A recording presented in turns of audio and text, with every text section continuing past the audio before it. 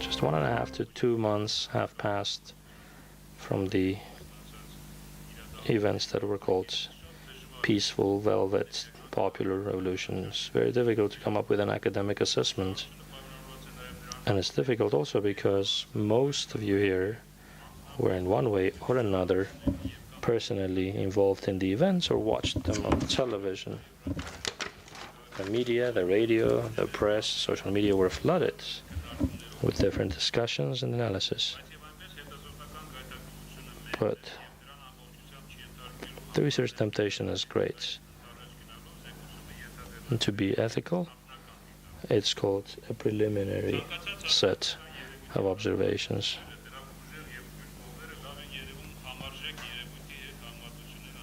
Any social phenomenon needs to be compared to something of equal value to be assessed correctly. The Karabakh movement and the Armenian Revolution of 1988, February 20, is very comparable to what happened recently. Allow me to characterize then the Second Armenian Revolution as such, 2018, April 13 to 17, to 8th of May, as 22 to 26 days. The two revolutions are thus comparable. And something very brief on revolutions before I move on. Revolution theories are numerous and they are updated regularly. I have an article called as this. Among others, here's the language he proposes to characterize revolution. Quote, a drive to change and transform the political institutions and an effort taken with the purpose of the latter, accompanied by formal or informal mass mobilization and some non-institutional activities which erode the current power. End of quote. The Karabakh movement was qualified like this from early on. February 88 rallies, that is. The first written priority of describing it as a revolution belongs to American historian Ronald Grigor Suni. He used that in 93, Walking Toward the Armenian Modern History paper. The Armenian Revolution, he breaks it down into 5 stages, the last one being described as a transition from the Soviet governance system to an independent democratic state. Although many in Armenia orally have been describing the movement as a revolution, comparing it with 1989 Eastern European revolutions, but on the academic discourse, this was done first middle of the 2000s, as opposed to the Karabakh movement, during which the term revolution was never used ostensibly to describe the developments. The 2018 revolution was being qualified as such from early on from scratch by its leader Nikol Pashinyan, more or less along the following lines: we're implementing democratic, non-violent, velvet revolution, end of quote. So from day one, he stated that the activities he steers are a revolution. This was not an assessment of the unfolding events, but rather a call, a message addressed to those who had discontent with the socioeconomic situation in the country. Lots of these, about radical changes coming, because revolution is a synonym of radical change. So through this, the leader of the revolution involved and attracted to the protest actions large masses. In the name of the Karabakh movement, over time, the qualification was made to sound more Armenian. Karabakh was replaced by Artsakh. So in its etymological structure, the movement was very Armenian. This was maybe the reason why in global historiography it was qualified as an Armenian-Azerbaijani conflict over the territory called Karabakh. This is contributed to by some Armenian circles who describe it as the Karabakh National Liberation War, 1988-1994. I believe this is a completely anti-scientific description. The peaceful, democratic, and revolutionary nature of this movement is only known to a very narrow circle of academics, whereas the revolution of 2018 was immediately presented to the rest of the world as a velvet, love, solidarity, dance, live stream, rallies, revolution. By such self-characteristics, it became much more perceptible to the rest of the multicultural world. About the character of 1988 and 2018, this is a vast subject. Let's try to phase in our understanding without aspiring to be comprehensive. In 1990, the movement was democratic, but it also had vestiges of authoritarianism within the perimeter of the superpower. There was a single-party system gradually cracking under pressure. The mass protests were assessed as jeopardizing the state. At the top, they were punished by the center, by Moscow, through troops deployed in Armenia, martial law, prohibiting rallies, putting activists in jail, but no litigation. I cannot recall cases when the Armenian police would have exercised mass violence against Armenian citizens. One of the most important reasons was maybe because the movement, apart from being pan-national, was also deeply ethnic. It was aiming at protecting the vital interests of Artsakh Armenians. The main mottos were Karabakh is ours, Armenians unite. The revolution of 2018 evolved around 30 years of democratic traditions in a country that was embarked on the road towards authoritarianism.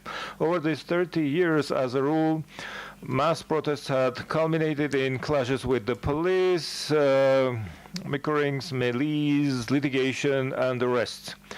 If in 88-90 the issue of supporting Karabakh Armenians was a medium and the possibility to embark on the track towards democracy and to create eventually subsequently democracy, in 2018 the Karabakh issue was not touched upon at all, and the civic activity was aiming only at addressing socio-economic impediments and the political authorities. It started with My Step and Turn Down Surge initiatives. One of the main mottos was Make a Step, Deny Surge, Armenia is ours, we're the owners of this country, Free Independent Armenia, Do Khov, join us, and so forth. So in the event of the first Armenian revolution, there was the national ethnic issue. Democratic transformations were a way to get there, eventually with a view to independence, whereas the second Armenian revolution, the priority here was democratic radical transformations. One of the results of which could be, as Nikol Pashinyan characterized it, quote, resolving an issue raised 30 years ago thanks to the optimism and consolidation of the Armenian nation, end of quote. In the Karabakh times, the bribery, bureaucracy, social justice, although were subjects that were raised, but they were pushed back and marginalized because the primary issue was the Karabakh issue and the genocide. Whereas in 2018 revolution, it is the social issues that came to the forefront. Although initially only the name of the leader of the country, head of the state, was touched upon, it was clear for everyone that the next step would be to topple the pyramid created by the authorities. Social and partially internal domestic political issues included in particular the following: everybody's equality vis-a-vis the law, cessation of political and economic persecution, lightening up the loan burden on the agriculture, partial or full waiver of the agricultural loans, the de facto export monopolies being seized, non-career officers and consuls practice appointment being reviewed, speed trap sanctions and fines policy review, punitive state transmission towards a service-oriented and cooperative with the citizen state, removing additional encumbrances from the parents of the conscripts, eradication of the vicious practice of politicizing educational institutions, giving full academic autonomy to the universities, student school, student teacher, student faculty relations, radical transformation based on education, civic education, including making it more efficient, involvement of women in public governance system, in political and social processes, medical services should be organized in such a way as no one to be remained without care, reforms of the electoral system, cessation of the practice of vote rigging and vote buying. As you see, most of these requirements of social and partially internal political nature. During the first revolution since February 88, the popular discontent demands mostly in the format of peaceful rallies under different mottos without violence or clashes with the police. Marches, rallies, demonstrations, as well as sit-ins and hunger strikes. During the Karabakh movement in February, July, September of 88, when for the first time in the USSR, the strike was used as a measure of struggle, pan-national one, as a protest against the activities of the central government. During the movement, there was no issue of changing the authorities in power. It only emerged in the spring of 1990 on the eve of national parliamentary elections. Whereas during the Second Armenian Revolution, the popular discontent was expressed much more dynamically because the objective was to paralyze the work of the ministries, to block the thoroughways and streets, disrupt the public transportation network, and to take power eventually. Through the resignation of the newly elected prime minister and electing the popular candidate as a prime minister. The blockade was done in a non-violent way because they were done not through barricade but through live people blocking the streets or lining up passenger or vehicles or trucks to block the streets. Initially, this was mostly being done by students. Eventually, they were joined in by students from the general schools as well as middle-aged citizens. It's characteristic that during the movement there were also cases, I am referring to 1988, when the Bauramen Avenue was blocked by young people lying across the street to prevent the APCs entering the Opera territory. We mentioned that during the first revolution there were no clashes with the Armenian Soviet militia, which was perhaps explained by the pan-Natos. During the second revolution, considering the experience of the civil disobedience experience of the previous decades, people were asked to treat police with respect, which the citizens did with great love. Regularly they were addressing the police with emotional statements and advice. There were attempts made to embrace the police officers. Sometimes they succeeded. And the most potent and effective measure was people approached the police officers with their hands stretched forward with open palms, which is what allowed to call the revolution as the open hands revolution. The mottos were the police officer is ours, police officer put your arms down, turn down surge, and whatnot. This way of acting allowed to avoid massive repressions or clashes with the police, although there were several cases when people were taken to hundreds of cases when people were taken to the police precincts, which were usually accompanied by the use of truncheons and some bodily injury and other violence. For both revolutions, various formats of dialogue were characteristic. During the Karabakh movement, this was expressed not only in continual verbal discussions between strangers or those who knew each other, as well as continual communications between the Karabakh committee, the people, and the close to the authorities. And there were lots of jokes that emerged along the way, but also in the iconography. We have collected information about 1,000 posters that were used during the demonstrations, which were good tools to mediate and steer the mindset of the people.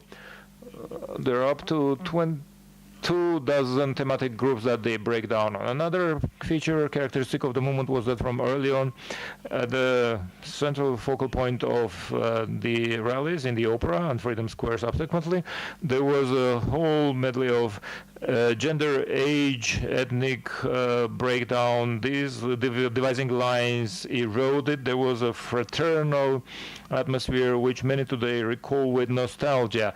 The second revolution lasted very shortly. It was mostly expressed through verbal mottos, and although attempts to dialogue with the police as a rule were left unanswered, this did not disillusion the people. Persuasion, arguments, and attempts to engage in a dialogue were taking place between those who blocked the road as well as the drivers and officials who tried to pass through. The common citizens, even if they complained about the public transportation being paralyzed, still took this with an understanding, hoping that these activities will contribute to toppling the regime. The posters of the second revolution in its quality and quantity were inferior to the ones used in the first revolution. Instead of the former banners in 2018, in tune with the 21st century, there were computer generated and printed images. In 88, similar posters were a rarity. 30 years down the road, it was just the opposite. There were duplicated stuff. But humor, jokes, puns were abundant in both cases, which contributed not only to the declared love and solidarity, but the real love and solidarity atmosphere. The most important accomplishment of both revolutions was overcoming the fear that was infused in the people for decades. The fear was inseminated by the Soviet reality and the repressive apparatus in the party committees, blacklists, and whatnot, and the authoritarian authorities who were inclined to beat up the people, offering the prospects of litigation. The researchers look at multifaceted, gradually liberating mindset. At the same time, there was uniformity and common will of the people around the most pivotal issues. Those who have overcome fear and found their dignity, the citizens in both revolutions came up with wonders and miracles of self-organizations. Already in March '88, 1 or 2 weeks in the wake of the first demonstrations, hundreds of work teams. Once Igor Muryan mentioned the number 2,500. Karabakh committees came into being in various institutions to support the national movement. These were similar to the popular fronts. This was the alternative of a kind to the party, Young Komsomol, or union committees in the plants and industries. These were more than support groups, and in almost no time, most of them took over the public activity organization and guidance role. During the second revolution, things developed so fastly that it never got there. The streets were blocked by people who came to know each other already while in the ranks. But this was sufficient to act jointly and in an organized way. The social media, it was sufficient to make a call in the social media for help when people had converged on a particular venue. If you needed a particular amount of number of people, it immediately was brought forth. This was the reality of self-organization of citizens, which this was network activity at its best, as the 21st century required, which could be admired. The headquarters of the first revolution was the Opera Square, which was later rightfully renamed Freedom Square. Within the subsequent 3 decades, the rallies of the opposition as a rule were also convened there and ended unsuccessfully. After April 17, the official declaration of the beginning of the second revolution, the rallies were convened in the central Republic Square, which with every day grew in numbers and were filled with more people. If I'm not mistaken, April 22, Serge Sargsyan and Pashinyan meeting day was the most populous. One of the reasons of this decision was perhaps that in the second revolution there were clear and unambiguous purpose of changing taking power, and the Republic Square in people's perception was always associated with authority. During the Karabakh movement, hundreds of thousands of people in the rallies were not only expressing protest and support, but were also in the existence of on free media were first-hand sources of reliable information. During the Second Armenian Revolution, the situation was radically different.